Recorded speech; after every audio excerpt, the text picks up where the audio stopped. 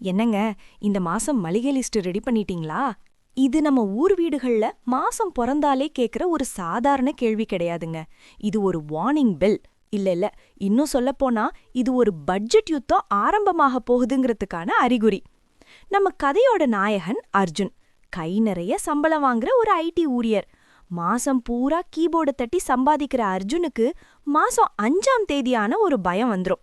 மளிகை கடையில பில் போடும்போது அந்த கவுண்டர்ல இருக்கிற மெஷின் பீப் பீப்னு சத்தம் போடும்போதெல்லாம் அவரோட இதய துடிப்பு டக் டக்குன்னு எகிற ஆரம்பிக்கும். பில் வரும்போது அர்ஜுன் முகம் தக்காளி சட்னி மாதிரி அப்படியே செவந்துடும். போன மாசம் பில் எவ்வளோ தெரியுமா? 9500 ரூபாய். அர்ஜுன் அந்த பில்ல பார்த்து அப்படியே கல்லு மாதிரி ஷாக் ஆகி நிக்கும்போது அவரோட மனைவி ரம்யா பக்கத்துல வந்து, ஏங்க ஏதோ தப்பா இருக்கே, நம்ம வெறும் பருப்பும் எண்ணெயும் தானே வாங்கினோன்னு கேட்க அர்ஜுன் தலையில கை வச்சு உட்கார்ந்துட்டான். சரியா அப்போதான் பின்னாடி இருந்து ஒரு சிரிப்பு சத்தம் கேக்குது. அது வேற யாரும் இல்ல, அர்ஜுனோட பாட்டி சாரதா அம்மா. பழைய காலத்து மனுஷியா இருந்தாலும் பட்ஜெட்ல ஆளு ரொம்ப ஷார்ப். மெதுவா கண்ணாடி வழியா அந்த பில்லே எட்டி பாக்குறாங்க. ஏண்டா அர்ஜுன், கடையில மளிகை வாங்கினியா இல்ல அந்த கடையையே மொத்தமா விலைக்கு வாங்கிட்டியா?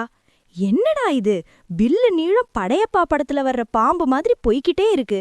இத பாரு, கடைக்காரன் உன் சம்பளத்துல பாதிய ஒரே பில்லுல சுருட்டிட்டானே.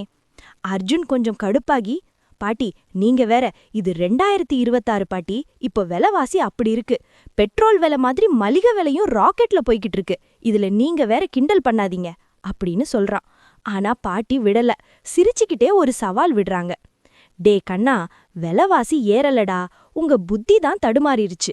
நீங்க பண்றது ஷாப்பிங் இல்ல, பணத்தை கொட்டுற வித்தா. நீங்க பண்ற இதே தப்பதான் பல குடும்பங்கள் பண்ணிக்கிட்டு இருக்கு. ஒரு நிமிஷம் இங்க பாரு, என்கிட்ட ஒரு 5000 ரூபாய் கொடு. ஒரு மாசத்துக்கு தேவையான அத்தனை மளிகையையும் தரமானதா ஒரு பொருள் கூட குறையாம நான் வாங்கி காட்டுறேன். முடியுமா? 9500 ரூபாய் ஆகிற மளிகைய வெறும் 5000ல முடிக்கிறதா? அர்ஜுனும் ரம்யாவும் ஒருத்தர் பாத்துக்கிறாங்க. அந்த சவாலை ஏத்துக்கிட்ட அர்ஜுன் பாட்டிக்கிட்ட 5000 ரூபாய குடுக்கறான். அப்புறம் என்ன நடந்துச்சு? பாட்டி சொன்ன அந்த 3 சூப்பர் ரகசிய டிப்ஸ் என்ன? அர்ஜுனோட பில் உண்மையிலேயே குறைஞ்சதா? வாங்க பாட்டியோட அந்த பட்ஜெட் கிளாஸ்க்குள்ள போலாம். பாட்டி 5000 ரூபாய் பட்ஜெட்டுன்னு சொன்ன உடனே ரம்யாவுக்கு சிரிப்பே அடக்க முடியல. பாட்டி, இப்ப இருக்கிற விலைவாசி கொடுமைக்கு நீங்க சொல்ற காசுக்கு ஒரு வாரத்துக்கு கூட மளிகை வராது. நீங்க பழைய காலத்திலே இருக்கீங்க அப்படின்னு ரம்யா சொல்ல, பாட்டி ஒரு அசால்ட் லுக் விடுறாங்க. பாட்டி சொன்ன டிப் நம்பர் 1: கண்ல பாக்குறது எல்லாம் தேவையில்ல, தேவைப்படுறது மட்டும்தான் கண்ல படணும். பாட்டி நேரா சமையல் கட்டுக்குள்ள நுழையறாங்க. ஏதோ சிபிஐ ஆபீசர் ரெய்டு போறா மாதிரி ஒவ்வொரு டப்பாவையும் தட்டி பாக்குறாங்க. அர்ஜுன் கையில் ஒரு பெரிய லிஸ்ட். அதுல மிளகாய்த்தூள் 2 பாக்கெட், உளுந்து 1 கிலோன்னு எழுதியிருக்கு. பாட்டி ஒரு டப்பாவை திறந்து பார்த்துட்டு அர்ஜுனை கூப்பிடுறாங்க. டே அர்ஜுன், இங்க வா. வீட்ல இருக்கிறதையே திரும்ப திரும்ப வாங்கறது எப்படின்னா, செல்போனை கையிலேயே வச்சுக்கிட்டு ஊர் முழுக்க என் போனை காணோன்னு தேடுற மாதிரி. கண்ணை திறந்து பாரு, அந்த மூலையில 2 மிளகாய்த்தூள் பாக்கெட் உன்னை பார்த்து நாங்க இங்கதான் இருக்கோன்னு சிரிக்குது. நீ என்னடானா லிஸ்ட்ல புதுசா 2ன்னு எழுதியிருக்க? அர்ஜுன் அசடு வழிஞ்சுக்கிட்டே, இல்ல பாட்டி, அது போன மாசம் வாங்குனது, தீந்திருக்கும்னு நினைச்சேன் அப்படின்னு சமாளிக்கிறான். நினைச்சியா? சமையல் கட்டு என்ன உன் நினைப்புல ஓடுற கம்பெனியா? இத பாரு, இந்த உளுந்து டப்பால 1/2 கிலோ அப்படியே இருக்கு. ஆனா நீ 1 கிலோன்னு எழுதியிருக்க. இதுக்கு பேருதான் தேவையற்ற செலவு. வீட்ல இருக்கிற பொருளை முதல்ல காலி பண்ணணும்டா, அதுக்கப்புறம் தான் கடைய தேடி போகணும். அப்புறம் பாட்டி ரம்யாவை பார்த்து ஒரு முக்கியமான விஷயத்த சொல்றாங்க. ரம்யா கண்ணு, நீ என்ன பண்ற? ஷாப்பிங் போறதுக்கு முன்னாடி ஒரு இன்வென்ட்ரி எடு. அதாவது ஒரு பேப்பர் எடுத்து எதெல்லாம் தீர்ந்து போச்சோ அதை மட்டும் ஒரு கட்டம் போட்டு எழுது. தீரப்போற பொருளை அடுத்த மாசம் பாத்துக்கலாம். அப்புறம் மிக முக்கியமான ஒரு ரகசியம் சொல்றேன், கேட்டுக்கோ. பசியோட இருக்கும்போது ஷாப்பிங் போகவே போகாதீங்க. அர்ஜுன் ஆச்சரியமா கேக்குறான். அதுக்கும் மளிகைக்கும் என்ன பாட்டி சம்பந்தம்? சம்பந்தம் இருக்குடா. வயிறு பசியா இருக்கும்போது கடைக்குள்ள போனீங்கன்னா அங்க இருக்கிற ஒவ்வொரு சிப்ஸ் பாக்கெட்டும் உனக்கு அல்வா மாதிரி தெரியும். அந்த பிஸ்கெட், இந்த சாக்லேட்டுன்னு தேவையில்லாத ஐட்டங்களை பசி மயக்கத்துல வண்டியில அள்ளி போடுவ. வீட்டுக்கு வந்து பார்த்தாதான் தெரியும் அதுல பாதி குப்பைன்னு. அதனால நல்லா வயிறு முட்டை சாப்பிட்டுட்டு அப்புறமா கடைக்கு போங்க. அப்பதான் உங்க புத்தி தெளிவா வேலை செய்யும். பாட்டியோட இந்த சமையலறை சர்வே முடிஞ்சப்போ அர்ஜுன் வச்சிருந்த அந்த பெரிய லிஸ்ட் பாதியா குறைஞ்சிருச்சு. ரம்யாவுக்கே இப்பதான் புரியுது, நாம இவ்வளவு நாள் தேவையில்லாத பொருளை தான் அடுக்கி வச்சிருக்கோம்னு. லிஸ்ட் இப்போ கிறிஸ்ப் ஆகிடுச்சு, பட்ஜெட்டும் கண்ட்ரோலுக்கு வர ஆரம்பிச்சிருச்சு. சரி, ஒரு வழியா பாட்டி திருத்தம் செஞ்ச அந்த குட்டி லிஸ்ட்டை எடுத்துக்கிட்டு கிளம்பியாச்சு. அர்ஜுன் பந்தாவா காரை எடுக்கிறான். பாட்டி, அந்த மெயின் ரோட்ல பெருசா மால் மாதிரி ஒரு சூப்பர் மார்க்கெட் வந்திருக்குல்ல, அங்கேயே போயிடலாம். ஒரே இடத்துல ஏசில ஜாலியா ஷாப்பிங் முடிச்சுட்டு வந்துடலாம் அப்படின்னு சொல்றான். அர்ஜுன் சொன்னதை கேட்ட உடனே பாட்டிக்கு சிரிப்பு தாங்கல. டே அர்ஜுன், அந்த ஏசி காத்துக்காக நீ அங்க போனா அந்த காத்துக்கே அவன் தனியா பில் போடுவான்டா. அந்த பளபளக்கிற லைட்டு, அந்த கண்ணாடி கதவு, இதுக்கெல்லாம் காசு உன் பாக்கெட்ல இருந்து தான் போகுது. பேசாம நம்ம அண்ணாச்சி கடைக்கு போ. அங்க ஏசி இல்லனாலும் அண்ணாச்சி குடுக்கற டிஸ்கவுண்ட் மனசுக்கு ஜில்லுன்னு இருக்கும். அது மட்டும் அல்ல, அண்ணாச்சி ஒரு 10 ரூபாய் குறைச்சிக்கோங்கன்னு நம்ம உரிமையா கேட்கலாம். அந்த கம்ப்யூட்டர் மெஷின் கிட்டவா போய் மல்லு கட்ட முடியும்? ஒரு வழியா பாட்டி பேச்ச கேட்டு நம்ம அர்ஜுனும் ரம்யாவும் ஒரு பெரிய மளிகை கடைக்கு போறாங்க. இங்கதான் பாட்டி சொன்ன டிப் நம்பர் 2. பளபளக்கிற பாக்கெட் எல்லாம் தரம் இல்ல, பிராண்ட் மோகத்தை விடு. உள்ள போன உடனே ரம்யாவோட கண்ணு அங்க இருக்கிற பை 1 கெட் 1 ஃப்ரீ அப்படின்ற போர்டு மேல விழுது. ரம்யா ஓடி போய் ஒரு பெரிய ஷாம்பு பாட்டிலையும் அப்புறம் 4 சோப்பு வாங்கினா ஒரு பிளாஸ்டிக் டப்பா ஃப்ரீங்கிற ஆஃபரையும் அள்ள போறாங்க. ரம்யா கண்ணு நில்லு, இந்த 1 எடுத்தா 1 ஃப்ரீங்கிறது கம்பெனிக்காரன் போடுற தூண்டில்டா. நமக்கு ஒரு சோப்பு தான் தேவைன்னா 1 மட்டும்தான் வாங்கணும். அந்த ஒரு டப்பாக்காக 4 சோப்பு அள்ளி போட்டா அதுக்கு பேரு லாபம் இல்ல, வீண் செலவு. நாம ஆசைப்பட்டு அந்த தூண்டில்ல மாட்டிக்கிட்டா அவன் மீன் குழம்பு வச்சு நம்மளையே அசால்ட்டா சாப்பிட்டுடுவான். நமக்கு எது தேவையோ அத மட்டும் எடு, அவன் ஆசை காட்டுறதையெல்லாம் எடுக்காத. ரம்யா பாதி மனசோட அந்த டப்பாவை வச்சுட்டு பருப்பு வாங்குற இடத்துக்கு போறாங்க. அங்க நல்ல டிசைன் பண்ணி பாக்கெட்ல அடைச்சு வச்சிருக்கிற 1 கிலோ துவரம் பருப்பை எடுக்கறாங்க. அதுல ஒரு பெரிய சினிமா ஸ்டார் சிரிக்கிற போட்டோ இருக்கு. உடனே பாட்டி குறுக்க வராங்க. பாரு ரம்யா, பாக்கெட் மேல ஒரு சினிமா ஸ்டார் போட்டோ இருந்தா அது நல்ல பொருளா ஆயிடுமா? அந்த ஸ்டார் என்ன உன் வீட்டு சமையல் கட்டுல வந்து தாளிச்சு கொட்டவா போறாரு? இல்ல உன் வீட்டு பருப்பு வேகலனா வந்து விசாரிப்பாரா? பொருளோட முகத்தை பார்க்காத, கொலத்தை பாரு, அதாவது தரத்தை பாரு. இதோ இந்த மூட்டையில இருக்கிற பருப்பை எடுத்து பாரு, எவ்ளோ வாசனையா இருக்கு.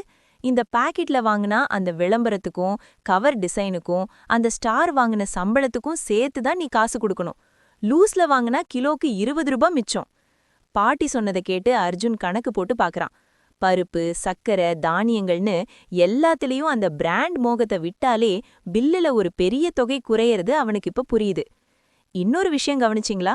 இந்த சூப்பர் மார்க்கெட்ல எல்லாம் உங்களுக்கு தேவையான அரிசி, பருப்பை கடைசியில ஒழிச்சு வச்சிருப்பான். ஆனா அந்த சாக்லேட், பிஸ்கெட், தேவையில்லாத அழகு பொருட்களை எல்லாம் முன்னாடியே வச்சிருப்பான். ஏன்னா நீங்க உள்ள நுழையும் போது அந்த கலர்ஃபுல் பேக்கிங்க பார்த்து மயங்கணும்னு தான். மயங்கிடாதீங்க, லிஸ்ட்ல இருக்கிறத மட்டும் பாருங்க. மத்தபடி கடையில எவன் எதை வச்சா நமக்கென்ன? பாட்டியோட இந்த மார்க்கெட்டிங் பாடம் அர்ஜுனுக்கும் ரம்யாவுக்கும் புதுசா இருந்துச்சு. ஒவ்வொரு பொருளையும் எடுக்கும்போது பாட்டி சொன்ன அந்த தரம் வர்சஸ் விளம்பரம் கணக்கு அவங்க மனசுல ஓடிக்கிட்டே இருந்தது. ஷாப்பிங் இப்போ ஒரு சவாலா இல்லாம ஒரு சுவாரஸ்யமான விளையாட்டா மாற ஆரம்பிச்சது. ஒரு வழியா ஷாப்பிங் முடிஞ்சு 3 பேரும் பில் போடுற கவுண்டருக்கு வந்து நிக்கிறாங்க. அர்ஜுன் மனசுக்குள்ள ஒரு சின்ன நடுக்கம். ஏன்னா வழக்கமா அவன் இதே கடைக்கு வரும்போது கூட நிறைய பொருட்கள் இருக்கும். ஆனா இன்னைக்கு பாட்டி செஞ்ச சர்ஜரியில கூட பாக்குறதுக்கு ரொம்ப சிம்பிளா இருக்கு. ரம்யாவும் மெதுவா அர்ஜுன் காதுல கேக்குறாங்க, என்னங்க, பருப்பு, எண்ணெய், அரிசின்னு முக்கியமானதெல்லாம் வாங்கிட்டோம். ஆனா ஏனோ கூட காலியா இருக்கிற மாதிரியே எனக்கு ஒரு பயமா இருக்கு. பாட்டி மானத்தை வாங்கிடுவாங்களோ? ஒவ்வொரு பொருளா ஸ்கேன் ஆகுது. பீப் பீப்னு அந்த சத்தம் வரும்போதெல்லாம் அர்ஜுன் அந்த டிஸ்பிளேல ஏறுற தொகைய உத்து பாக்குறான். 1000 தாண்டுது, 2000 தாண்டுது. அர்ஜுன் கண்ல ஒரு திக் திக் நிமிடம். என்னடா அர்ஜுன், ஏதோ கிரிமினலை பாக்குற மாதிரி அந்த மிஷினையே பாக்குற? அந்த பையன் கண்ணு பட்டே பில்லு எகிரிடும் போல இருக்கே. பயப்படாதுடா, இந்த பழைய பஞ்சாங்கம் போட்ட கணக்கு என்னைக்குமே தப்பாது. இதோ கடைக்காரர் பில்ல நீட்டுறாரு. அர்ஜுன் கை நடுங்க அந்த பேப்பரை வாங்கி பாக்குறான். அவன் கண்ணையே அவனால நம்ப முடியல. மொத்த தொகை 4200 ரூபாய். அர்ஜுனுக்கு ஆச்சரியத்துல தலையே சுத்திருச்சு. பாட்டி, நிஜமாவே 4200 தானா? இதே லிஸ்ட நான் போன மாசம் அந்த ஏசி கடையில வாங்கினப்போ 6500 தாண்டுச்சு பாட்டி. வெறும் 800 ரூபாய் தான் என்கிட்ட மீதி இருக்கும்னு நினைச்சேன். ஆனா இப்ப 5000த்துல 800 ரூபாய் மீதி இருக்கு.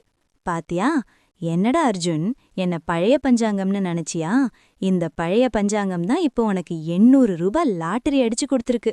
போ, போய் அந்த காசை அப்படியே ஒரு உண்டியல்ல போடு.